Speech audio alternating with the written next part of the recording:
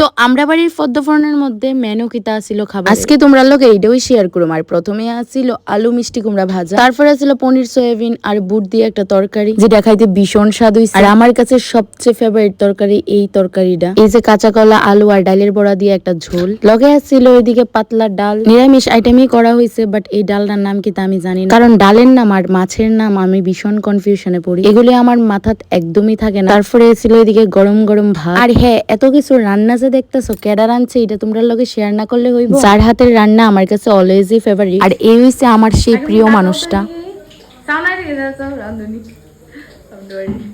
Everything সবকিছু আমরা এর উপরে ভরসা। রান্না টান্না একজন হেল্পার হেল্পার আমরা অনেকটা ইয়ে করে বাচ্চা টেচ্চা দিলাম আমরা টানছি হেল্পার রে